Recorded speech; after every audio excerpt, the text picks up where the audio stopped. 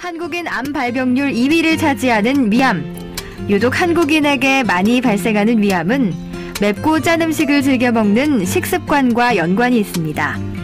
주로 중장년 남성에게 많이 발병되는 질환으로 알고 있지만 비교적 발병률이 낮았던 젊은 연령층에서도 최근 위암 발병률이 증가하고 있기 때문에 주의가 필요합니다. 위암이 생기더라도 초기에는 대부분 증상이 없거나 소화불량과 같은 가벼운 증상만 있기 때문에 그냥 지나치기 쉬운데요. 우연히 건강검진을 받다가 위암이 발견되는 경우가 많기 때문에 정기적인 검진이 무엇보다 중요합니다. 위암은 조기에만 발견하면 90% 이상의 완치율을 보이지만 그냥 방치할 경우 5년 이상 생존율이 10%로 떨어지는 무서운 질환인데요.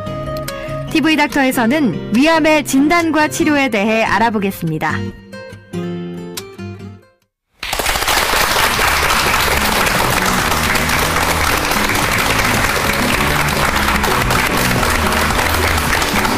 네, 여러분 한 주 동안 안녕하셨습니까? 편안한 금요일 아침에 인사드립니다. TV닥터 박기영입니다. 안녕하세요. 정유진입니다. 이 시간쯤이면 이제 아침 식사를 마치고 TV닥터 시청하고 계실 텐데요. 네. 박기영 아나운서는 좀 아침을 꼬박꼬박 챙겨 먹는 편이신가요? 저는 아침 일찍 나오기 때문에 네. 아내가 이제 현미 도시락을 싸주거든요.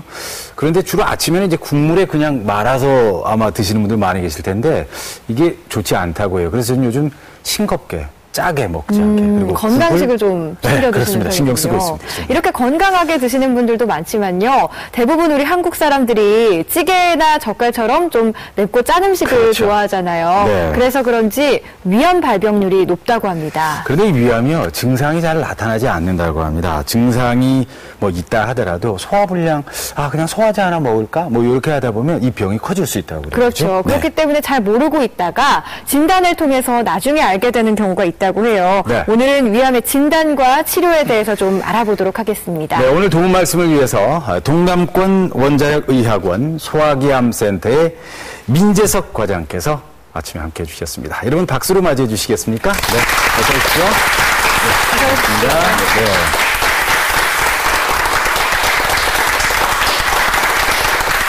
앞서 아침 식사에 대한 얘기가 나왔습니다. 그죠? 예. 우리 민재석 과장께서도 아침 식사를 꼭꼭 거르지 않고 꼭 드시는 편인가요? 어떻습니까? 오늘 아침에도 저희 아내가 해준 아침 먹고 나왔습니다. 그건 뭐 방송 때문에 일부러 하는 그런 얘기는 아니시죠? 네. 예. 저는 항상 새끼 식사 항상 균형 있게 이렇게 식단 와이프가 잘 짜줘가지고 잘 챙겨 먹고 있습니다. 근데 사실은 조금 다이어트가 약간 필요하긴 하는 실정인데 살 빼는 게 쉽지가 않습니다. 예, 의사 선생님이시기 때문에 아무래도 더 건강하게 잘 챙겨 드실 것 같다 이런 생각이 드는데요. 우리도 건강하지 않을까요? 그러니까요. 그런데 이 사실 요즘 참 바쁘기 때문에 거르기도 쉽고 또 맵고 짠 음식을 많이 먹게 되잖아요. 근데 이런 식으로 좀 불규칙적으로 식사를 하고 자극적인 음식을 먹으면 아무래도 좀 위에 부담이 되겠죠? 일반적으로 아시는 거랑 똑같습니다. 좋지는 않죠. 맵거나 짜거나 좀 자극적인 음식들, 그리고 또 뭐 패스트푸드 이런 것도 위를 떠나서 우리 몸의 균형이나 이런 전신 상태 이런 걸 봐서는 당연히 좋지 않은 건 사실입니다. 그렇군요. 그런데 다양한 위장 질환 중에서 아마 많은 분께서 위암을 가장 두려워하지 않을까 생각됩니다. 특히 우리나라 암 발생률에서 이 위암이 1, 2위를 다툴 정도로 많이 생긴다고 하는데요. 실제로 환자가 어느 정도 되고 있습니까? 위암이 실제로 최근에는 좀 감소하고 있는 추세인 거는 사실이지만 아직까지도 우리나라에서 많이 발생하는 암 중에 하나입니다. 화면을 보시면요. 네네. 2010년 보건복지부에서 이제 발표를 한 통계 자료인데요. 위암이 이제 갑상선암이 최근에 많이 발견이 되니까 갑상선암에 비해서 발생률 2위고요.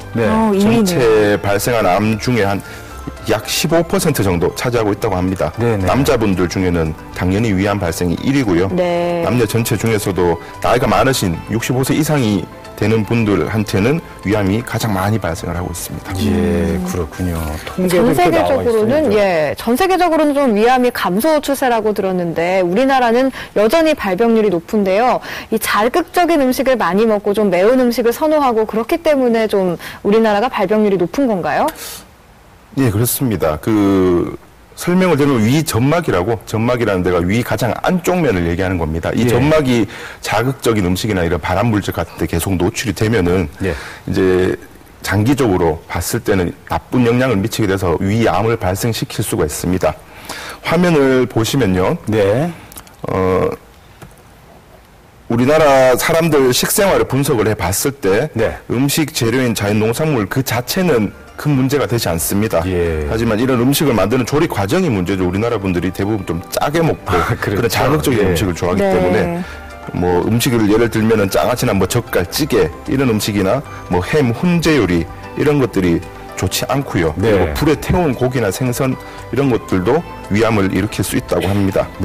그리고 또한 영양소 섭취가 부족하거나 편식하거나 그런 경우도 위암을 더 발생시킬 수 있는 경우에도 좀 나쁜 위암에 영향을 미칠 수 있습니다. 그 의외군요, 그죠? 편식을 해도 하나의 요인이 될 수 있다는 말씀인데 역시 그 식습관이 참 중요하지 않을까 생각합니다.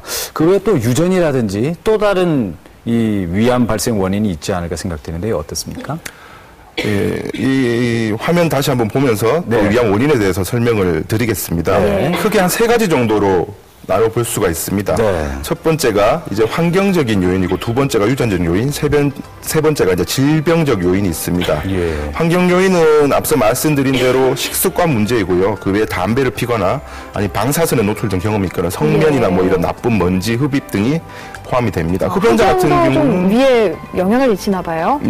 흡연자 같은 경우는 발생 위험이 한 3배 이상 정도 높아진다고 되어 있습니다. 그리고 그 다음 유전적 요인으로는 좀 어려운 뭐 질병이긴 하지만 가족성 선정용종증이라는 이런 특정 유전적 요인도 있고요. 그리고 위암 가족력이 있는 경우에도 또 위암이 생길 수 있는 가능성이 더 높아진다고 알려져 있습니다. 나머지는 좀 어려운 말들이지만 뭐 위축성 위염이나 장상피화생 뭐 이런 질환들이 있으면은 위암이 생길 가능성이 높아진다고 하고요. 그리고 헬리코박터균에 감염된 경우에 소화성경이 동반돼 있는 경우도 위암을 더 일으킬 수 있는 원인이 인자가 됩니다. 헬리코박터균도 이 위암에 좀 영향을 미치는 거군요. 헬리코박터균도 위 아래쪽에 생기는 위 원위부 암의 그 원인 중에 하나입니다. 그 실제적으로 위 점막에서 기생하는 그 나선형 모양의 균이라고 하는데요. 이 균은 인체에 이제 감염되어서 살면서 만성적으로 염증을 일으키고 위암을 발생시키는 균입니다. 전 세계적으로 봤을 때는 약 한 50% 그러니까 인구의 반 정도는 본인도 모르게 헬리코박터균에 감염이 되어 사람 있습니다. 중에 한 사람은 감염이 돼 있습니다. 그리고 그 감염률은 성인이 되면서 훨씬 더 높아지고요. 하지만 이 균이 있다고 모두 다 치료를 받을 필요는 없고 그리고 이 균이 있다고 모두 다 위암이 발생하는 것은 절대 아닙니다. 비타민 C를 섭취하면은 이런 감염 위험 요소를 좀 줄일 수 있다고 하는데요. 헬리코박터균이 있는 경우에 위염이나 위궤양 같은 질환이 있을 때는 거기에 대한 치료를 저희가 권해드리고 있습니다. 비타민 C를 많이 섭취를 해야 되겠네요. 비타민 C가 위암에 이렇게 좀 영향을 줄 수 있는지는 처음 알았네요.